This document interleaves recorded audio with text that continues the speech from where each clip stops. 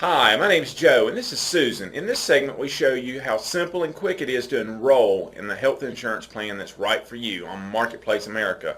First, we would like to introduce you to Marketplace America. Marketplace America gives you access to marketplace health insurance plans on the Federal Exchange.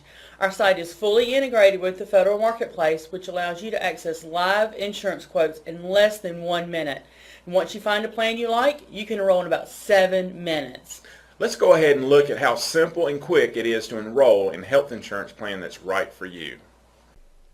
Now this is our Marketplace America software, and the first thing we need to do is to recreate our 1 minute estimate. Okay, and our zip code for this was 28201. That's correct. And I'm going to hit enter, and it's going to take you immediately to who needs health insurance. Now in our example, Susan, what was the age of that person? Right, it's a 45-year-old, and he's male. Okay, 45 male. He did not use tobacco, he was not a parent, and his employer did not offer him health insurance. So we're going to scroll down and hit continue.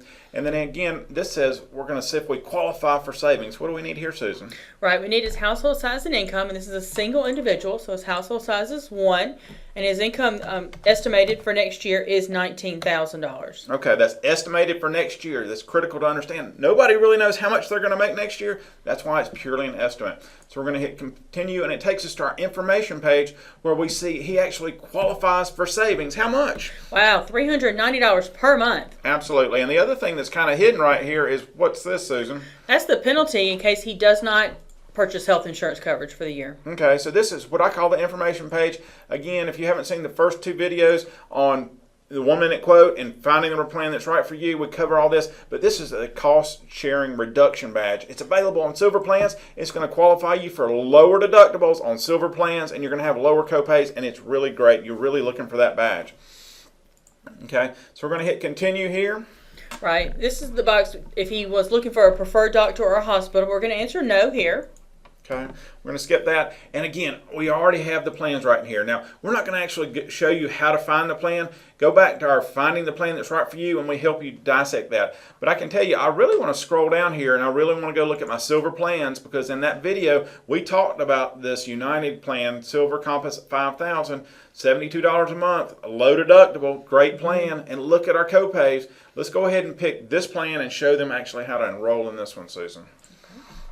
Okay, and you're almost there. This is like an encouraging page. In other words, after you get here, there's only 2 more screens and you're really done. It's great. All right, so we're going to hit continue. And what do we got here, Susan? Okay, this is the information screen on the primary applicant. So we have his first name. Okay, we're going to make his first name John. And we're going to make his last name Test. Okay, we're going to make his address 123 Main Street, and that's Charlotte, North Carolina. Okay, now we're talking about primary applicant. This, if you have more than one person in the household, you want this to be the person that actually needs health insurance that's of age. Okay, that needs to be the primary applicant. Now we've got an email address right here, and let's just say it's john@hotmail.com, and you put his phone number. Okay. And then down here it says the government contact preference. Well, I don't know about you, Susan, but I often prefer, if I'm going to have to deal with the IRS, I want them to mail me something. I don't want to get an email because I'm going to lose that. And I would think that health insurance is about that important. So I'm going to click on mail most of the time. Now, if you have a separate mailing address, up here you actually need to put a street address. If you want to put a P.O. box, you can click down here and put your P.O. box down here. But up above, it needs to be a street address. Now, this question needs to be a little bit bigger in my mind, Susan. What does that say? Right. Would you like the government to help pay your premiums? And my answer, Joe, is yes. Absolutely. That's what actually lowers the cost of your health insurance and provides monthly financial assistance. Okay? So you always want to say yes to that. Well, Susan, that's the first screen. We got one more screen and then we're done, right? That's right. So we're going to hit continue. And really, what's this screen asking? This is asking for all of the members in the household and whether or not they're applying for coverage. Okay, well, there's only one person. That's right. And he was actually applying for coverage. And notice from our primary applicant screen, it kind of brings this information over. And again, he's a male, and we've got to have a date of birth. I think that's January 1, 1969 will work for our age based on 45. And then status for tax status for 2016.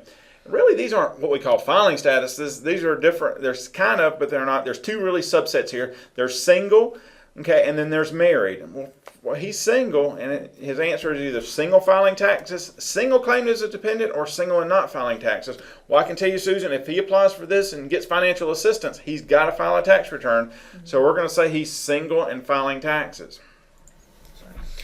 And now we need a Social Security number, and let's just put in a dummy Social Security number. And really, we've got some questions that we've got to answer. Right. He's not non-smoker, so we don't need to check that box. Okay. He's not married. We said he's single. Okay. Not a parent, nor a student, pregnant, nor a registered Native American. So none of those apply. Okay. Well, Susan, what is registered Native American? Let's clarify that. That person would actually be a registered, they would have a tribe number. Okay, they'd have a tribe number. Just because you see registered Native American, if you're a registered voter, that does not mean check that box. No, it Okay. does not. It has to be an Indian tribe. All right, so basically citizenship and integration, we've already answered yes, and they're not a naturalized citizen. That's an already no. That's a default answer. Now we need his income, Susan. What do we got here? Right. His income was $19,000. Okay, and we're going to say that's from his job. And let's just say his employer was a bank, and his employer's phone number was 704-555-1212. Okay, and really it's that simple. Now, if you had another source of income, all you would do is click on add another source of income, but let's go back to the income type. There's all kinds of different income types in here. Okay, so you see whatever is the best classification.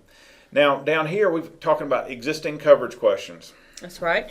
And first is he enrolled in another health insurance plan, and we're going to say no. Okay. We've already answered here. His employer does not offer insurance, so that's no as well. And he did not get rejected by Medicaid or CHIP just recently. Okay. Now, if you had somebody else actually in the household, you need to click on add another person. You need to list everybody in the household, even if they don't need health insurance, because it actually affects the calculation on the financial assistance. Actually, the more people that are in the household and the lower income, typically the more financial assistance they actually qualify for. But in this example, there's not another person, so we're going to click on continue. It's going to confirm the quote. It actually double checks itself after you enter the income and that information. Okay, but Susan, I believe when we actually selected this plan, it was $72. There really wasn't too much change here. And what I'd like to really point out is this right-hand box over here. This kind of breaks everything out for you. Notice that the true cost of the insurance was $480. Okay, but the government is going to actually pay $408. So what does that leave the cost for you? It's $72 per month. Okay. And the other thing you need to see is the effective date right here is January 1, 2016. Okay. So, and this summarizes the rest of the plan. So if there's some changes, you can kind of have a chance right here to actually look at it. And as long as you agree to it, and typically you will if the premium amount doesn't change that much, you're going to click on that right there and you're going to hit continue.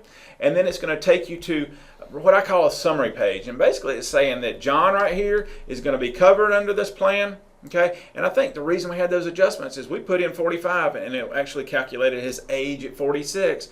Okay, and then you've got some things that you need to read to make sure you understand, and you're going to check right here if you agree to all that, and you're just going to simply click on confirm and submit plan.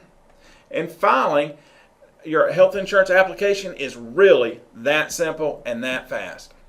That's how simple and easy it is to enroll in your plan on Marketplace America. If you missed our videos on getting a live estimate in 1 minute or less, or finding the plan that's right for you, make sure and check those videos out if you feel you need more information. Otherwise, you're ready to choose the plan that's right for you and enroll in your Marketplace health insurance plan.